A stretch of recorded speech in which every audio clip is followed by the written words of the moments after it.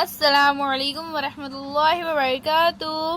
بچوں، آج ہم پڑھیں گے مضمون ماحول کا مطالعہ، سبق نمبر 2، جانداروں کا باہمی تعلق۔ اس سے پہلے کی ویڈیو میں بچوں ہم نے یہ سبق آدھا پڑھا تھا، آج ہم اس کے آگے کا سبق پڑھیں گے بچوں۔ انسان کو جس طرح حیوانات کی ضرورت ہوتی ہے، اسی طرح نباتات کی بھی ضرورت ہوتی ہے۔ اناج، سبزیاں، پھل وغیرہ انسان کو نباتات ہی سے حاصل ہوتے ہیں۔ انسان کو پھول بھی بہت پسند ہوتے ہیں۔ مختلف موقعوں پر ہم پھولوں کا استعمال کرتے ہیں۔ ہمیں پھول بھی نباتات ہی سے حاصل ہوتے ہیں۔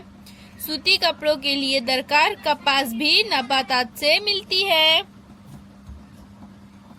ہماری ضرورتیں پوری کرنے والی نباتات کی ہم باضابطہ طریقے سے کاشت کرتے ہیں، بیج بوتے ہیں۔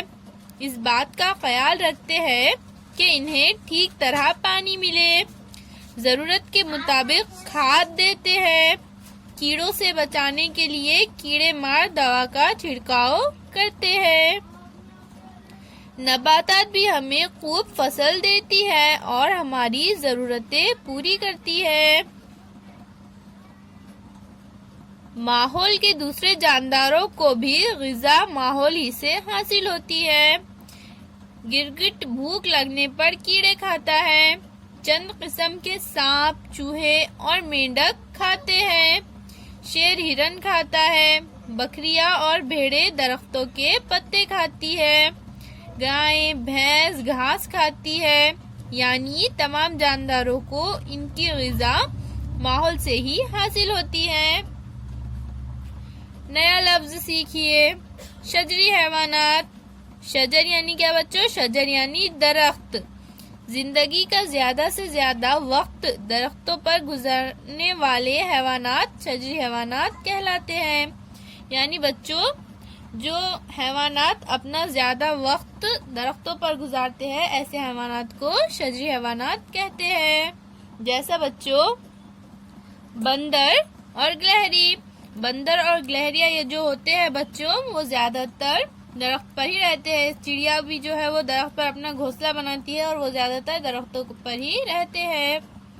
بندر اور گلہری ایسے حیوانات ہیں جو درختوں پر ہی رہتے ہیں۔ اس سے ان کو کچھ فائدے بھی ہوتے ہیں۔ اونچائی پر رہنے سے انہیں دشمنوں سے اپنی حفاظت کرنا آسان ہو جاتا ہے۔ اس کے علاوہ پھل کھا کر وہ اپنا پیٹ بھرتے ہیں۔ انہیں شجری حیوان کہتے ہیں۔ جن درختوں کے سہارے وہ زندہ رہتے ہیں، ان درختوں کی وہ غیر محسوس طریقے سے مدد بھی کرتے ہیں۔ شجری حیوان ادھر ادھر جاتے ہیں۔ ان کے فاسد مادوں کے ذریعے پھلوں کے بیج ماحول میں ہر طرف پھیل جاتے ہیں۔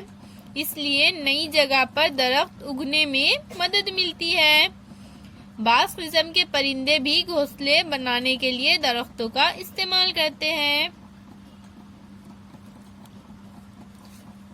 کیا آپ جانتے ہیں بھینس کی پیٹھ پر بگلا بیٹھتا ہے؟ یہ جو بھینس ہوتی ہے بچوں، اس کی پیٹھ پر جو ہے بگلا بیٹھتا ہے۔ گھاس کے علاقے میں بھینس چرتی ہے، اس وقت اس کی پیٹھ پر بگلا آ بیٹھتا ہے۔ اس کی کیا وجہ ہو سکتی ہے؟ نئے قسم کے کیڑے ایک قسم کے بگلے کی غذا ہے۔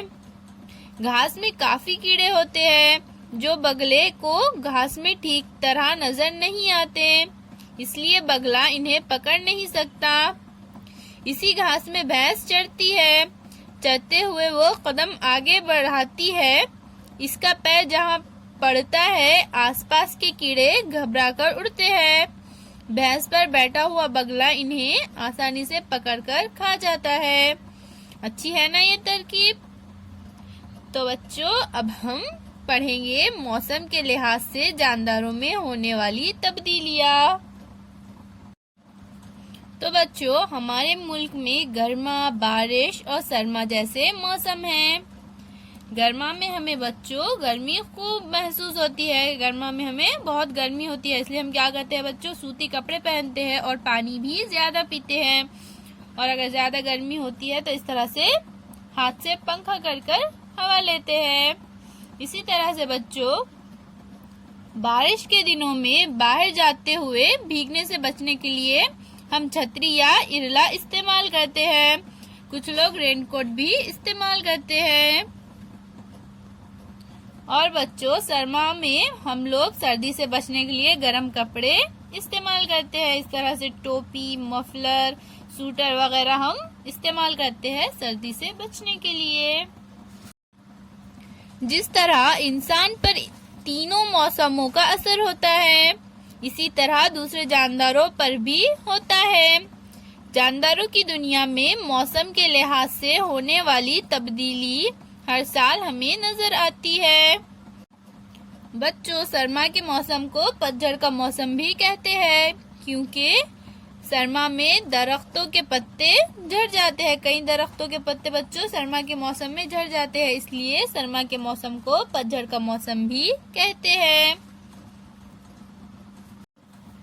جن حیوانات کے جسم پر بال ہوتے ہیں ان میں سے اکثر کے جسم کے بال گھنے ہوتے جاتے ہیں، جس سے خود بخود سردی سے ان کی حفاظت ہو جاتی ہے۔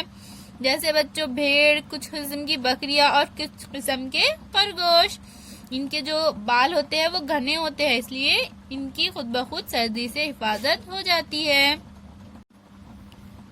سردیوں کا موسم شروع ہوتے ہی آم کے درخت پر پھول لگنے کی ابتدا ہو جاتی ہے۔ ان پھولوں کو مور یا بور کہتے ہیں۔ یہ اس طرح سے بچوں آم کے درختوں پر سردی شروع ہوتے ہی پھول لگنا شروع ہو جاتے ہیں، تو ان پھولوں کو بچوں مور کہتے ہیں یا پھر بور بھی کہتے ہیں انہیں۔ نیا لفظ سیکھیے، کومپل۔ درختوں کی آنے والی نئی پتیاں۔ یہ پتیاں سرخی مائل ہوتی ہے، بڑھنے کے ساتھ ساتھ ان کا رنگ ہرا ہوتا جاتا ہے۔ فروری کا مہینہ ختم ہوتے ہوتے سردی میں کمی ہونے لگتی ہے۔ مارچ مہینہ شروع ہوتے ہی گرمی محسوس ہونے لگتی ہے۔ سرما ختم ہو کر گرما کا موسم شروع ہو جاتا ہے۔ تقریباً اسی وقت درختوں کو کومپلیں پھوٹتی ہیں۔ جنگل میں ہر طرف سرخ رنگ کی نرم و نازک کومپلیں نظر آتی ہے۔ کوئل کی سریلی آواز بھی کئی جگہ سنائی دیتی ہے۔ گرما کے موسم میں بازاروں میں آم اور تربوز بڑی تعداد میں دستیاب ہوتے ہیں۔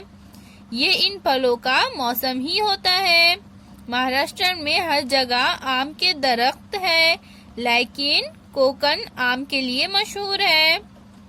گرما کے دوران کوکن میں آم کے ساتھ ساتھ کاجو کا بھی موسم ہوتا ہے۔ پہاڑوں کی ڈھلوانوں پر ہر طرف کاجو کی جھاڑیوں کو لال پیلے بونڈے لگے ہوئے ہوتے ہیں۔ یہ اس طرح سے بچوں یہ کاجو لگتے ہیں۔ جون مہینے میں آسمان پر ہر طرف کالے بادل نظر آتے ہیں۔ یہ اس طرح سے بچوں آسمان میں جو ہے تو کالے بادل نظر آتے ہیں۔ بارش کا موسم شروع ہو جاتا ہے، تب تک بازار میں کٹہل، کروندے اور جامن ملنے لگتے ہیں۔ گھاس اور برسات کے موسم میں اگنے والی دوسری چند نباتات کے بیج ہر طرف بکھرے ہوئے ہوتے ہیں۔ بارش ہوتے ہی ان میں اخوا نکلتا ہے۔ گھاس اور دوسری چند نباتات بڑھنے لگتی ہے۔ اطراف میں ہر طرف سبزہ آنکھوں کو ٹھنڈک پہنچاتا ہے۔ کبھی کبھی شام میں 7 رنگوں کی قوس قزح بھی نظر آتی ہے۔ قوس قزح یعنی کیا بچوں؟ قوس قزح یعنی دھنک، دھنک کو کہتے ہیں قوس قزح۔ ہر طرف بارش ہوتے ہی مینڈک نظر آتے ہیں۔ کبھی کبھی ایک سر میں ان کی ٹرٹر سنائی دیتی ہے۔ برسات ختم ہوتے ہی دوبارہ سرما کا موسم آ جاتا ہے۔ ٹھنڈ بڑھ جاتی ہے، جس سے مینڈکوں کو تکلیف ہوتی ہے اور وہ زمین کے اندر جا کر سو جاتے ہیں۔ ان کی اس نیند کی مدت 7 سے 8 ماہ تک ہوتی ہے۔